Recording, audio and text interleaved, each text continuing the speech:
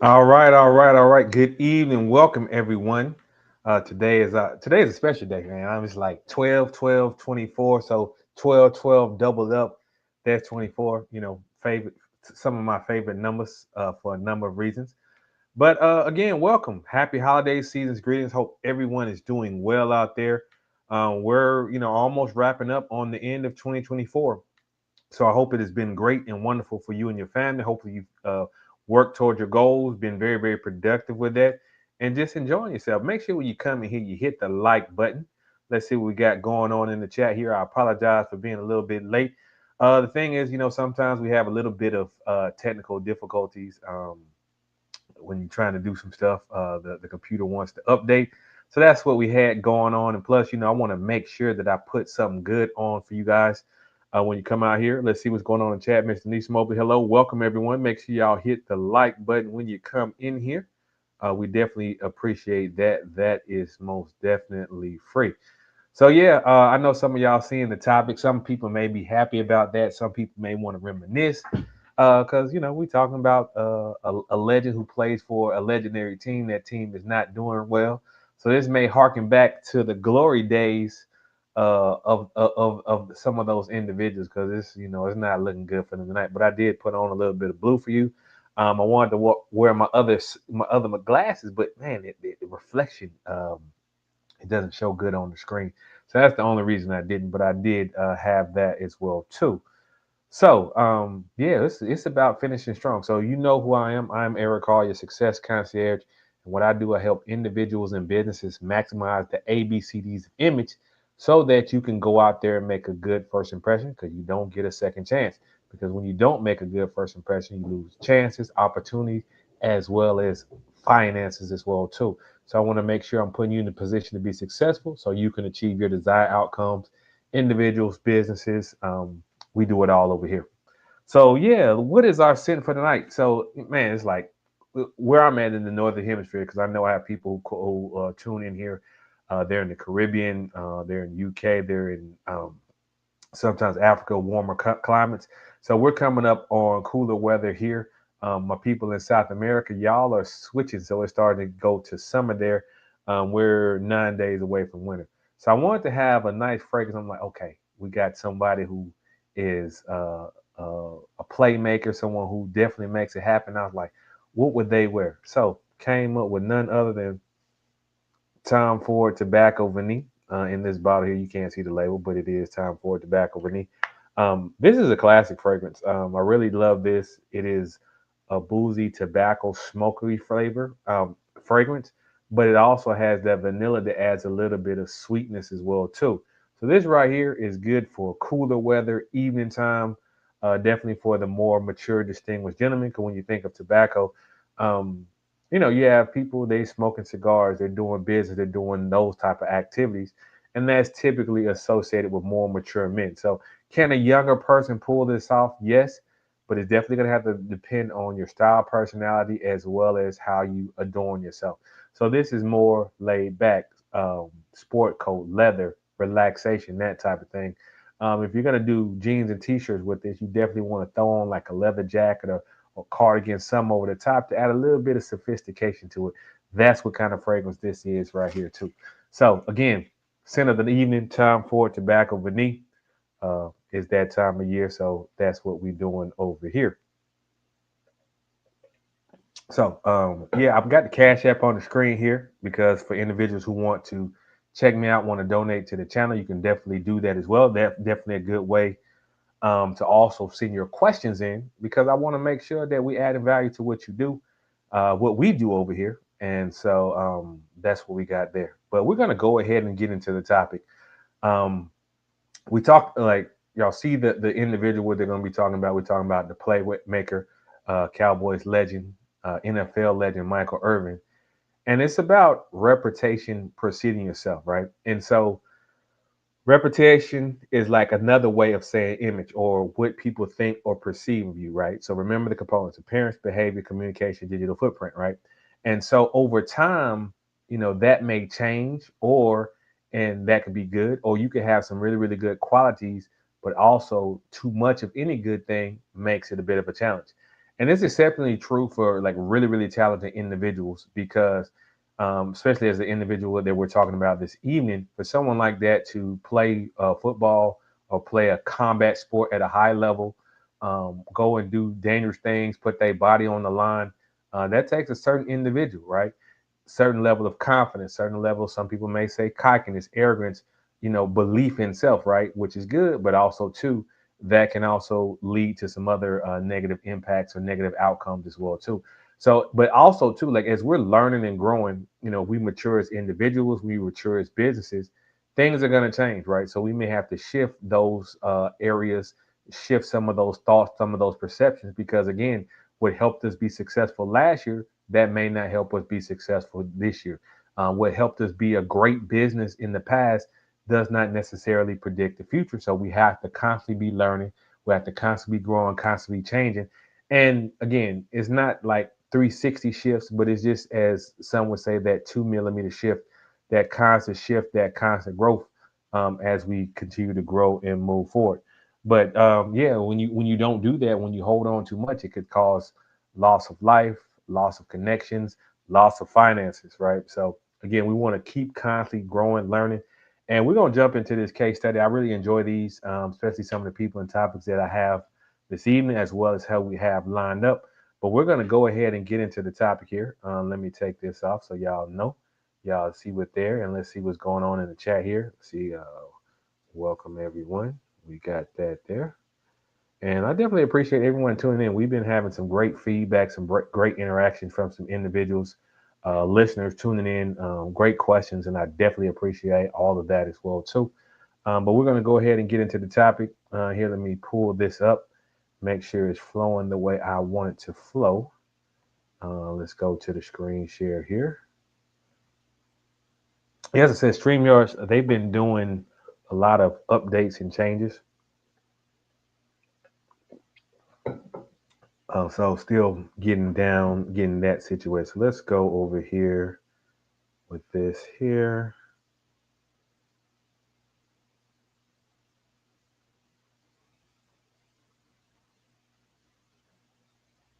All right, so we got this up. Let me make sure it's going to change. Check over here. Let's see, then we'll go ahead and get rocking and rolling. Did it change? Let's see here.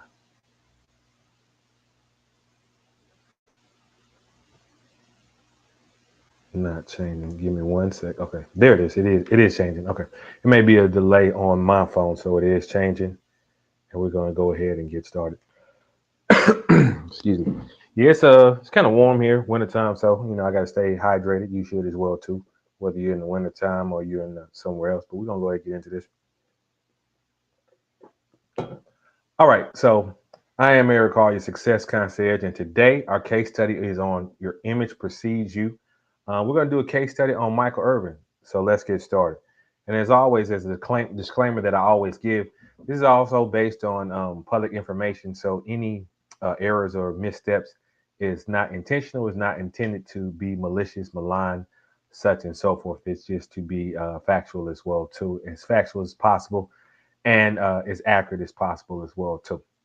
All right, so we're going to go ahead and get into this. Your image precedes you. All right, so we're going to talk about Michael Irvin, and y'all know I had to do it. I found kids' pictures, young pictures. This is him right here, born March 5th in 1966 in Fort Lauderdale. He was the 15th of 17 children. That's a lot of siblings. And so when you think about that, just how his personality is, he's always kind of, we're going to touch on this a little bit later on, but he's, keeps family business, personal team business in between the team.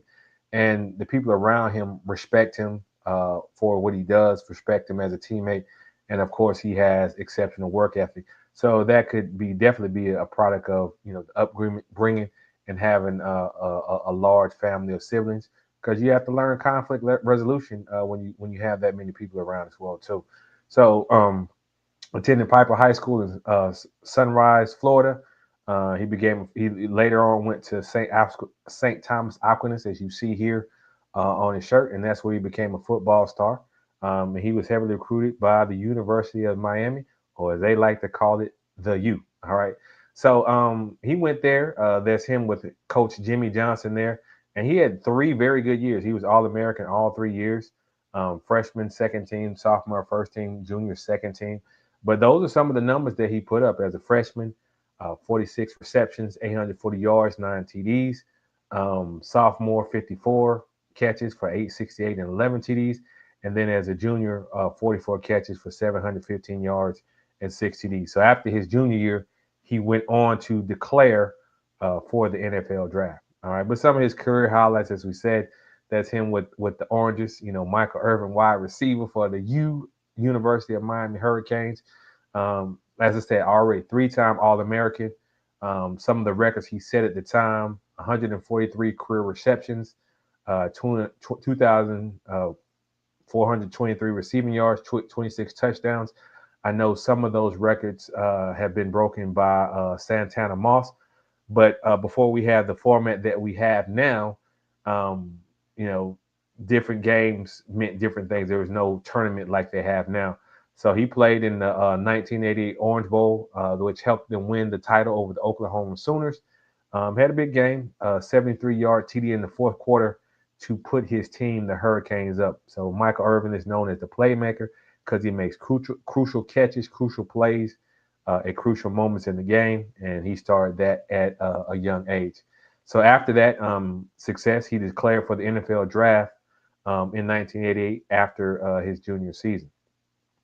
Now, new beginnings. He joined the Cowboys, the Dallas Cowboys, and that's him with this on the right hand side. That's legendary coach Tom Landry. Tom Landry won some Super Bowls with the Dallas Cowboys and had a lot of success with the team in the 70s as well. And so this was actually the last year of Tom Landry being at the helm of the Dallas Cowboys.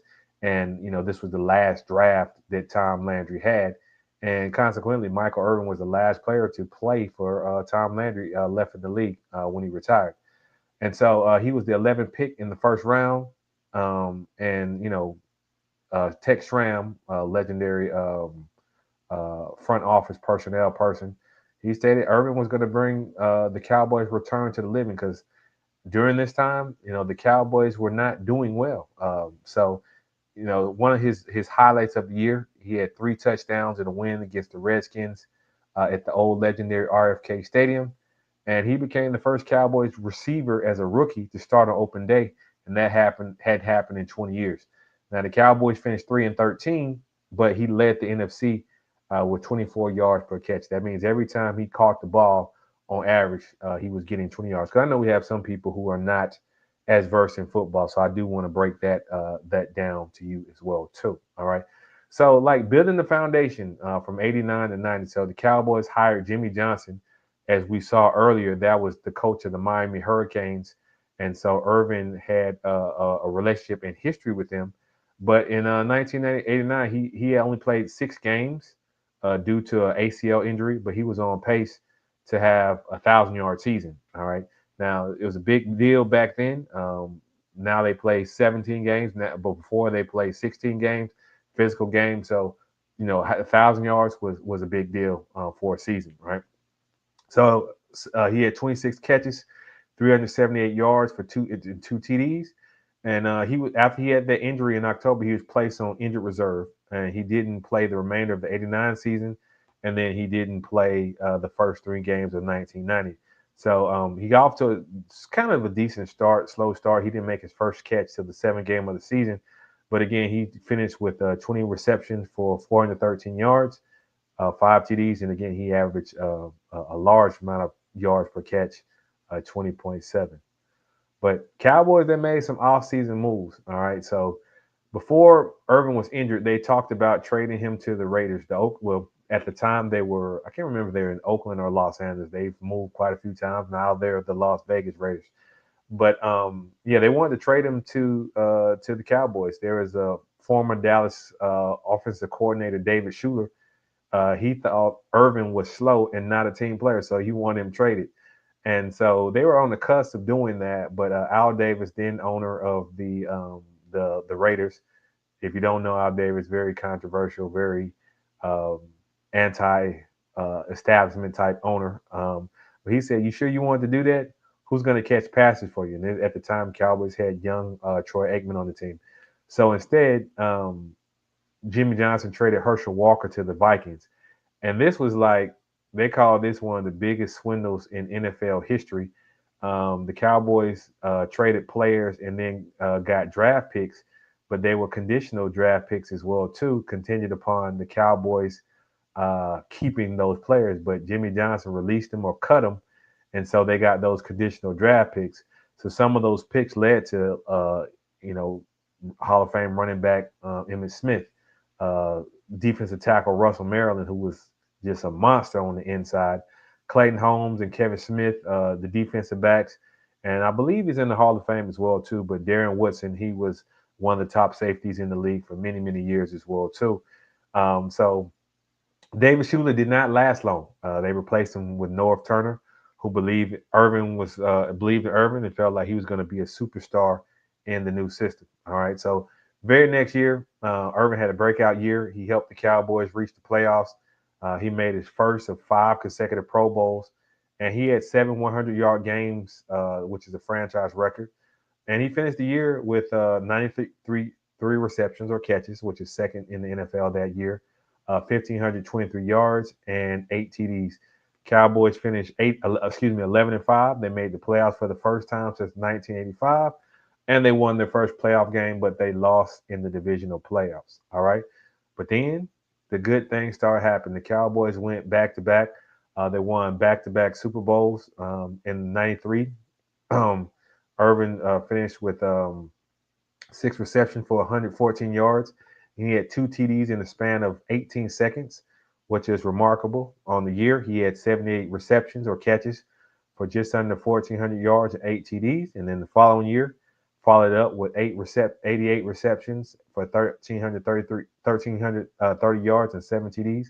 And then in the Super Bowl, he had 5 receptions for 66 yards, and he's the second player ever to score two TDs in a quarter in the Super Bowl.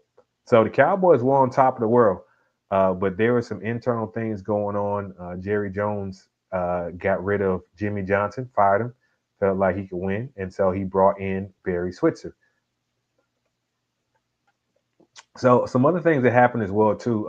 Ken Norton Jr., son of the legendary fighter Ken Norton, had some epic bouts with Muhammad Ali. He left the team and actually joined the 49ers.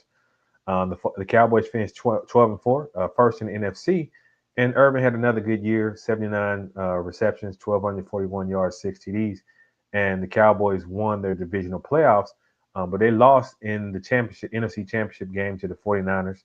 Irvin put on a show: 12 receptions for 192 yards and 2 TDs in the loss. So he definitely performed well in that situation.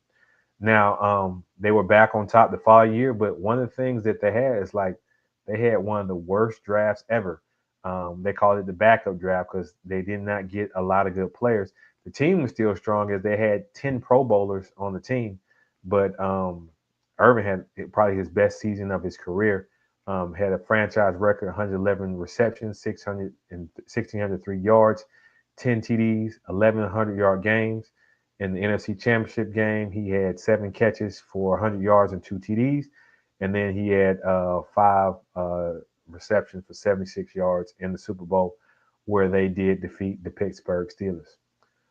So '96, they took a step back. Irvin, he started the year, he had a little bit of trouble. There was an essay allegation. For those who don't know, like sometimes YouTube and these type of mediums feel some kind of way about using certain language.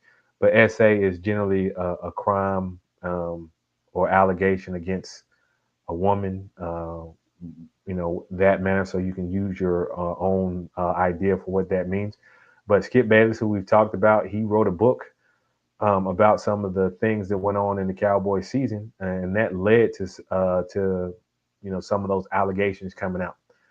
So Irvin and Eric Williams were both suspended for 5 games. Still had 11 receptions. 11. He played 11 games that year out of the 16. 64 receptions, 962 yards, 2 TDs. The Cowboys still finished 10-6, but they lost in the divisional playoff round. So 1997, 1998. Things are kind of like the team is up and down a little bit. Irvin had solid years after he broke his collarbone. 97, he played all 16 games, both 97, 98.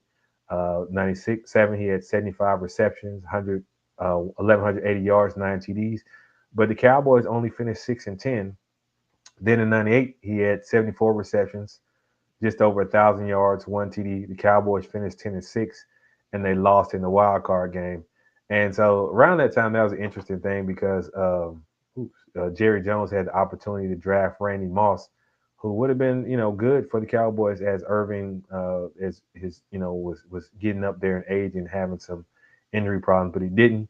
And the rest is history far as that. But the following year, fifth game of the season, Irvin, excuse me, he took a hit and he was driven headfirst into the turf of the Veterans Stadium in Philadelphia. And that stadium there is legendary for having bad turf, bad issues. And this is not the grassy turf that we have now. This is like carpet over the top of concrete. So he had a non-life threatening cervical spine injury. Even though it was life threatening, they still carted him off the field and took him to the hospital. So Irvin didn't play anymore that season, and he was diagnosed with cervical spinal stenosis. Now I had to look that up and see what that is, but that's like it's a degeneration of the spinal cord right below the base of the head, and because of that, and it can be caused from like impacts like that, or it could be degenerative or even hereditary. But because of that, he didn't want to risk further injury because a blow to the head or neck in the area he could have risked serious injury, paralyzation, or death. So Irvin decided to retire. And as I said, he was the last player that legendary coach Tom Landry retired.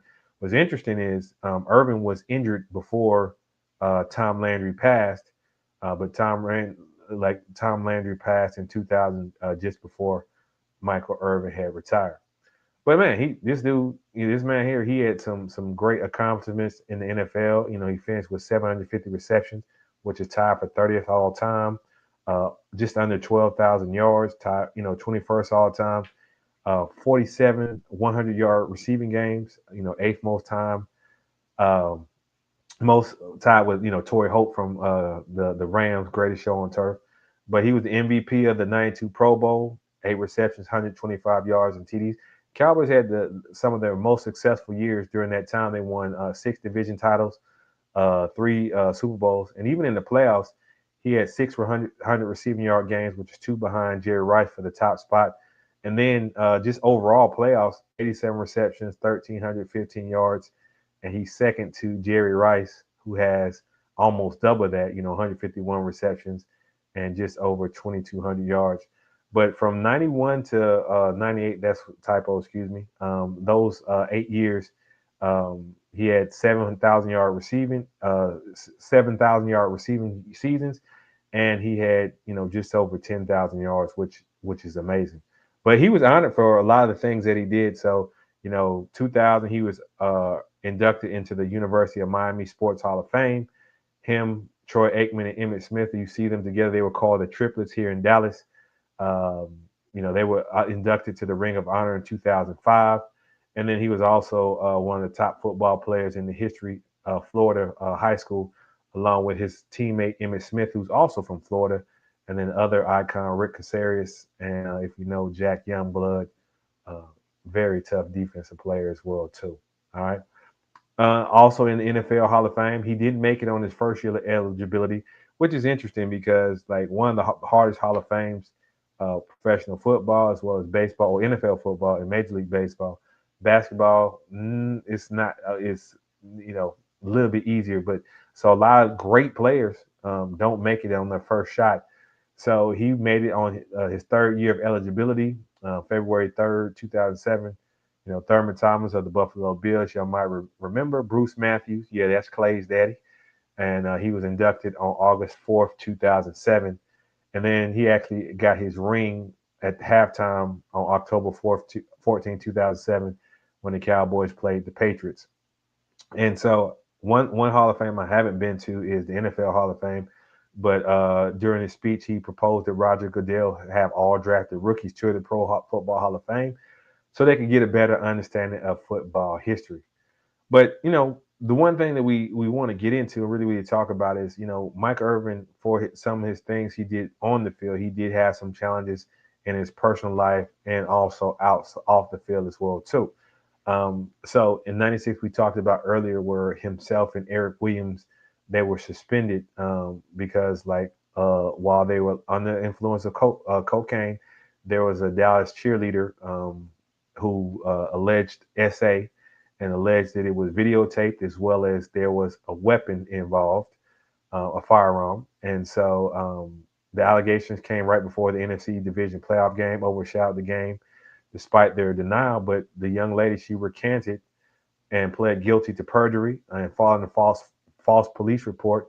And she spent 90 days in jail and had a fine. But even in the opening of that playoff, Irvin was injured within the opening minutes of the game and did not return. Then there's Scissorgate. So there was alleged assault of his teammate, offensive lineman Everett McCalver. Essentially, they were waiting to get haircuts because often players do that in the locker room. And so allegedly McCalver did not want to get out the chair. So Irvin didn't have to wait for his haircut.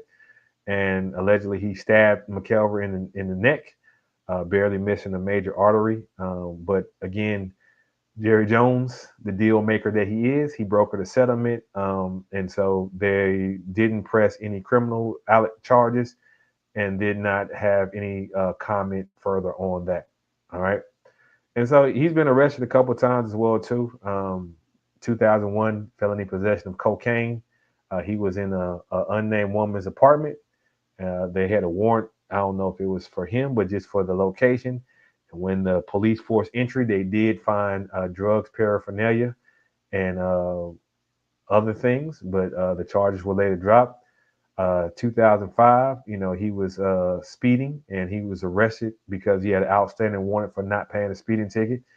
He was also issued a misdemeanor for possession of drug paraphernalia as well too. Again in 2007, he was at the Hard Rock Cafe in Hollywood, Florida. He was accused of SA. No criminal charges filed, but a civil suit was filed against him in 2010. He filed a countersuit for $100 million, but the case was settled in January 2011 out of court. And then some other issues, like this reminds me of some funny movie type stuff. But some men tried to carjack him and pointed a gun at him at the red light, but I guess they recognized him and were Cowboys fans, so they did not proceed with that. But the police suspended the investigation. They didn't pursue it further because Irvin did not cooperate with that. That's that's a funny story there, if that is in fact true. He had another SA allegation, this time in Fort Lauderdale. He was investigated. He denied allegations. The investigation started in March 12th. But then in July, the Broward County State's Attorney closed the investigation without charges. Then recently, this the one that we recently saw about a couple years back at the Super Bowl, actually last year, last year, almost 2 years ago, because we're at the end of the year. But one of the people who worked at a hotel said Irvin had misconduct or was inappropriate with her, but they showed the video. I've seen the video, and he didn't remember doing anything. He was under the influence, and we have people who are legal experts. You can go and review that as well too. But NFL Network removed him because of that particular case. So that is something that he has had to deal with. But he's also made some controversial statements. He's interested in his picture of him and Michael Jackson at the top. So Michael Jackson performed at one of the Super Bowls. I think it's probably one of the first ones where they started having legendary artists perform. I think I told a story about how Living Color, they put the countdown on the screen so people could go back and forth and watch Living Color, who was in competition with the Super Bowl. But so the following year, they brought Michael Jackson. And so Michael Irvin said he snuck out to watch him perform. But also, too, he made a what could be perceived as an inappropriate joke. He's friends with Cowboys former quarterback Tony Romo, but he was interviewed on the Dan Patrick Show, and he was just saying, well, Romo may have some African American heritage, because of his athletic ability, and kind of hinted that some of Romo's female ancestors may have been involved with the slaves. And he apologized. He said, him and Romo were friends. They talk about this when they play basketball. He said there's a difference between me, the player, and me, the broadcaster. But he was dismissed from ESPN.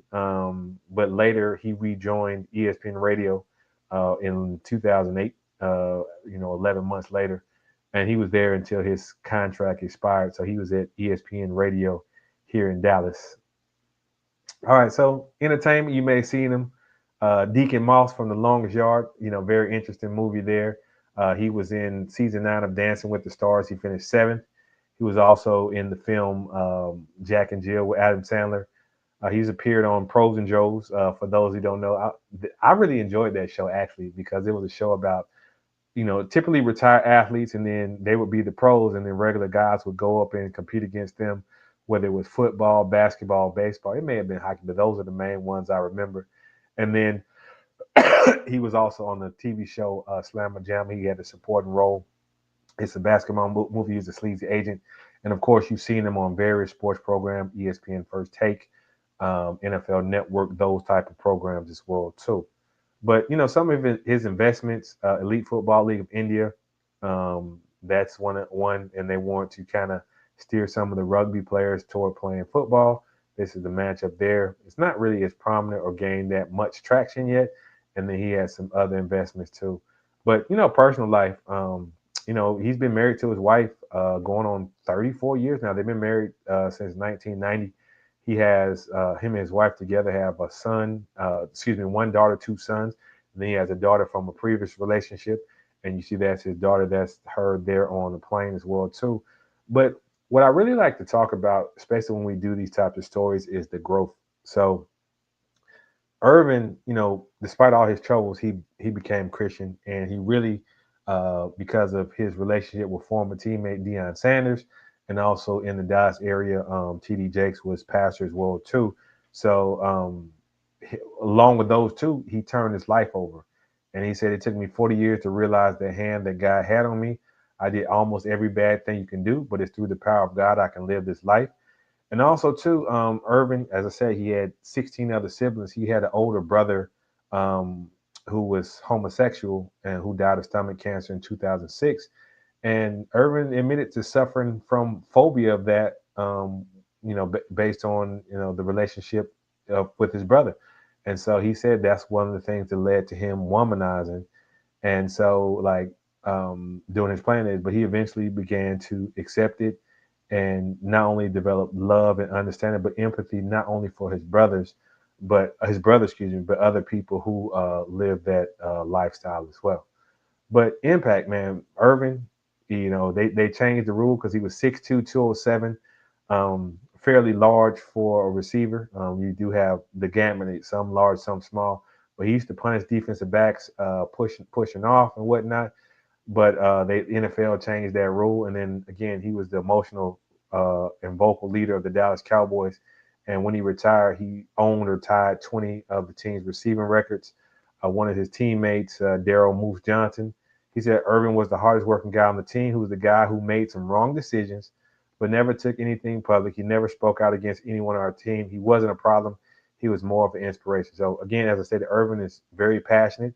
That led to maybe some not so good choices, but his teammates and people around him respect him. As you see, some of his players from University of Miami, Frank Gore, running back, Edris James, as well as others. But let's talk about style personality. Michael Irvin definitely has a player style personality.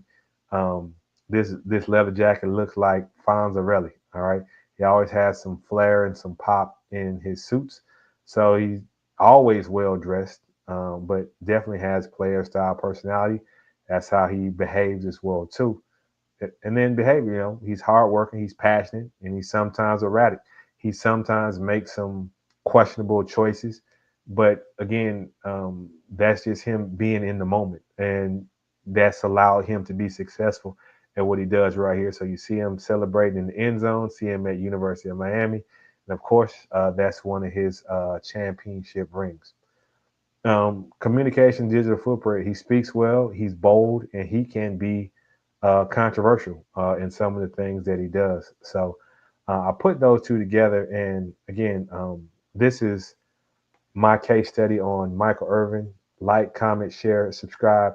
I am Eric Hall, your success concierge, providing you the vision, tools, and opportunity for your desired success. So thank you for tuning in to this part of the case study. All right, y'all. That was a mouthful there to really go through all the things with Michael Irvin and the things that he did. But now we're going to open it up. I know some individuals may have questions. We can see what's going on in the chat here. You can cash at me. And let's see what we got going on in the chat as well, too. Cash app your questions or just tune them in. Definitely appreciate y'all tuning in. Hopefully y'all enjoyed that case study. You know, some of the Cowboy fans might want to reminisce because they always talk about 1995, 96, because that's the last time, almost 30 years ago, that they won or did something significant in the playoffs. Not doing so well this year, but we honest about that. But yeah, we're gonna go ahead and get into the questions here. Definitely appreciate y'all tuning in. Make sure y'all hit the like button. And we're gonna definitely go ahead and go into the questions here. I know y'all got some good ones. Y'all always do. And we're gonna get into them. Let's see what we got over here. All right, let's see, because I got to go down through this list here, make sure it's not some of the ones that I've already answered.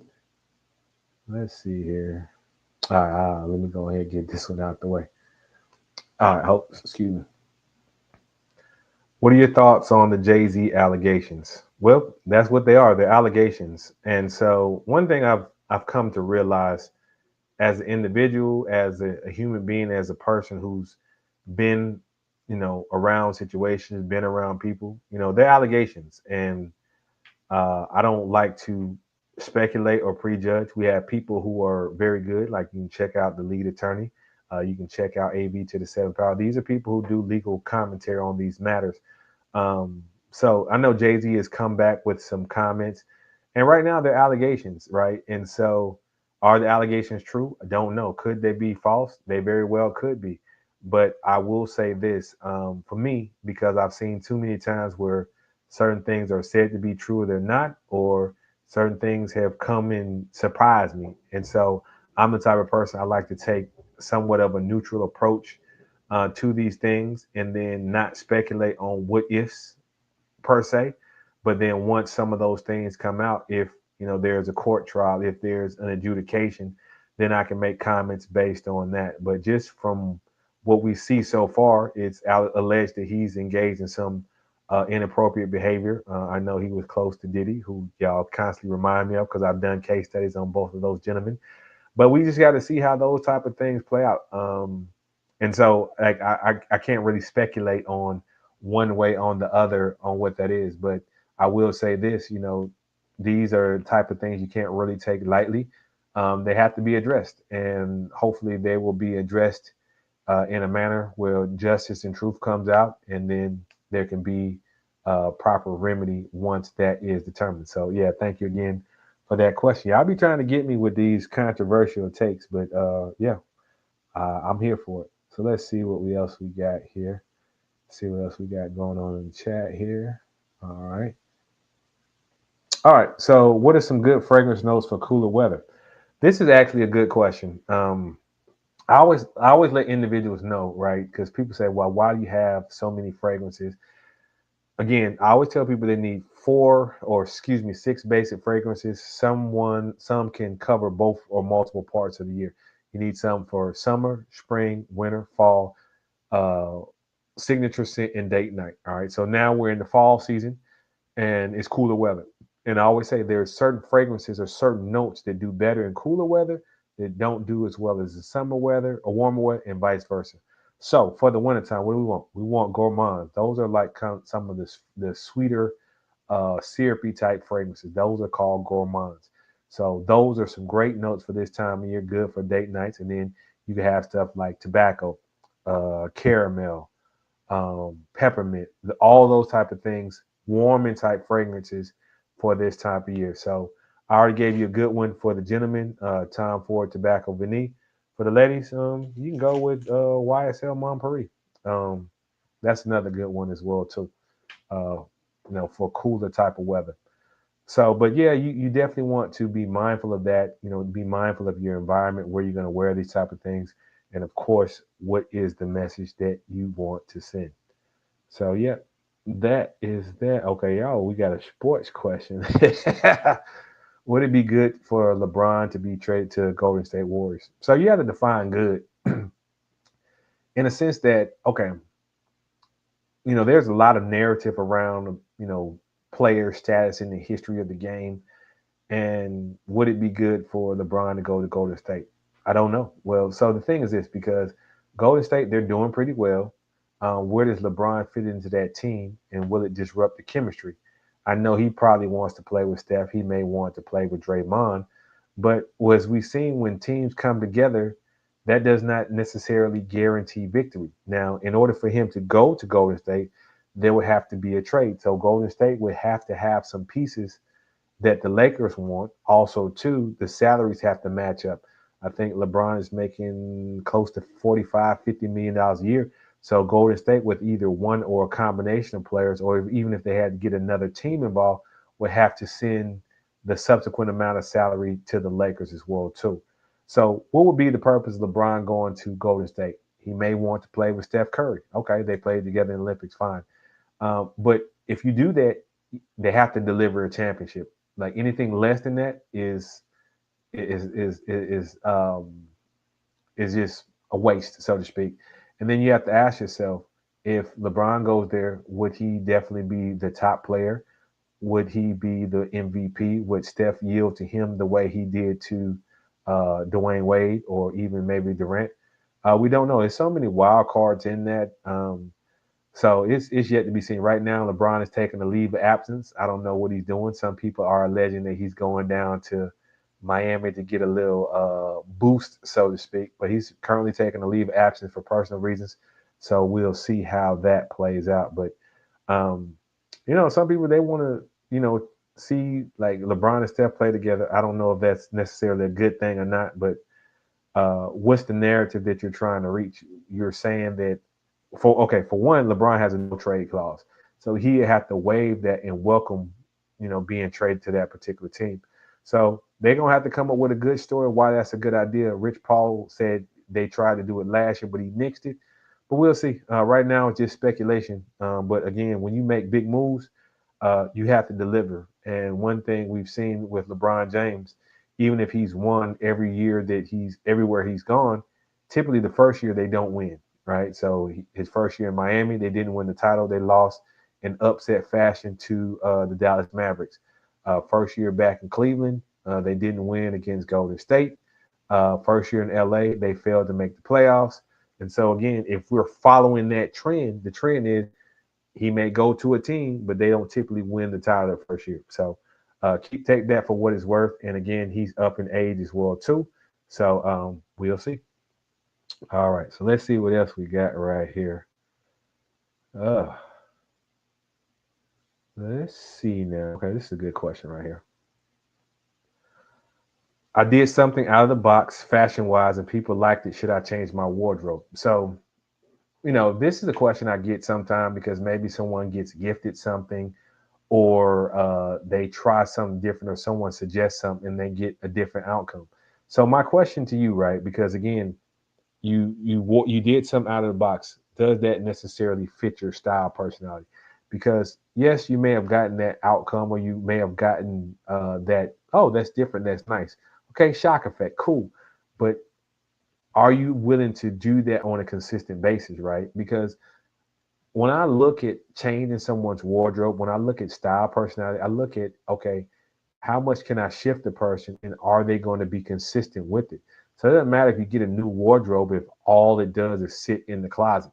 So my recommendation for you would be, okay, one, let's evaluate what you have. Second thing I would do is, like, what is the outcome that you want to have? Are you changing your lifestyle? Do you want to have more interactions? Or you just, it's just a breath of fresh air in this moment and you're not going to keep it up consistency. All these things matter with that. So what I recommend is we do an evaluation. We talk about what your actual goals are, what your outcomes are, what you have currently, what you did, and what you're willing to do consistently, right? So Because what that tells me is like, you may have got a gift, a birthday gift, you wore it one time, you got some compliments, and maybe you want more of that. So we can definitely work on that as well too. So definitely a good question. Let's see what else we got here question wise. Y'all do some good oh, we got a political question. All right. What are your thoughts on Biden pardoning his son? Well, for those of you, because again, you may be wherever in the world, former, current President Joe Biden, his son was convicted of some tax charges. Well, he pled guilty to tax charge, and then he had a weapons charge as well too. He's facing up to 20 years. So all this time, Biden said he wasn't going to pardon his son. He actually did. I didn't believe he wouldn't pardon his son because that's parental love, but he made it seem like he wasn't going to. And some people tried to say, oh, well, we're taking the moral high ground. We're better. So, it is what it is as it relates to that. It just, people who are supportive of that side, they have one less arrow in their quiver to say we took the higher, more moral high ground or we're different. So that affects them. But as far as, him and his son, was it just for this case? Because he went back to 2014. So who else is trying to be protected? And are there going to be some other preemptive pardons as well too, which creates a constitutional issue as well. So it'll be interesting to see. But again, it didn't surprise me for those who believed him when he said he wasn't. Um, that's on you, but that's a consistent mo of him to stretch things, say things, and then do opposite. So if you were on the board of, oh, well, we're the moral high ground, well, you have to come up with a new strategy, a new policy because it doesn't apply. But from an image and political standpoint, I mean, it didn't surprise me. Biden is an older gentleman, so I don't know. I highly believe that once he leaves office, he's going to probably largely disappear from public eye, unless there's some other legal matters, because we don't know what he's doing right now. So he's kind of gone on hiatus, and I expect that to continue. For those who are part of that party, they have to do some soul searching and find some leadership. They have to find a path forward and a way to relate to the individuals they want to get to come out and support them financially as well as with their votes. So that is the answer to that question there. Let's see what we got going on in the chat here. Oh yeah, I didn't put the link up in case some people want to come up here and interact because we always have room for that. But let's see how many more questions that we have. Are we coming up on time? Man, it's like, I enjoy these. I don't know. Do y'all want me to come back next week and do another one? Because like, I put a lot of work into these here and there, a bit of a challenge. But I do what the people want. It's the season of giving, so I will give more, give more, give more. Okay, let's see what else we got right here. What are your thoughts on the Washington Commanders changing their name? This is very comical right here, and it kind of ties back into the last question we had about Biden politics, such and so forth. There's a shift going on as well too. From some people may say woke or like political correctness. Washington Commanders, they used to be the Washington Redskins football team in the DC area. They changed their name and they were trying to make it what sort of so to speak inoffensive. But some of the Indian tribes, they were like, no, we like that. We like our heritage. We want to be known. We want to be proud of our background, our heritage. So they're talking about changing the name back, which is interesting. I don't know how much they charge to do that initially, but yeah, I mean, if that's what the fans and the people want, it's weird. I was in Cleveland recently. They've changed their name. They used to be the Indians. I think they're the Guardians now, but they didn't change the colorways, so they can easily change back. We'll see. I don't know if changing the name even to the Commanders initially moved the needle at all. So, that's my answer to that question there. And then, okay. All right, this is a funny question right here. This is a business question. Should my organization still focus on DEI even though it's not a government requirement? Well, here's the thing, right? We talked about sports, we talked about business, we talked about all these type of things. Um, you should focus on getting talented individuals wherever they may be at, right? So let's look at because we did a case study on the sports individual, right? When someone is scouting, whether it's baseball, basketball, any professional sport, they don't just scout in their local area. They try to one up or go look whatever, right? So you have players that come from overseas, like in Europe, players from Africa, players from Georgia, Florida, like players come from all over. So if you're saying you want to have to provide opportunities for people, well, go where the talented people are, wherever they may be. So if a certain group has some talent that you believe in, go there, cultivate that talent, and then bring them into your organization. But you can't do that to the detriment of your staff, right? Because everybody wants to work with or have, talented and successful people, and they come in all shape, form, sizes, or whatever. So again, if it was me and that's something that you're passionate about, I would do workshops, I would do things to either search for that talent or enable that talent and bring them up to speed. But again, you should hire and put the best, most qualified person for your business wherever they may be at. So again, if you have a passion, excuse me, for helping a certain group, find talented people in their group because they're there, they're out there. But that should be your top priority as it relates to that merit based, merit based, merit based. Shall I say it again? Merit based. All right, so let's see here. This is a good question right here. How do I select colors and patterns, and how important? I guess important is this? This is really important.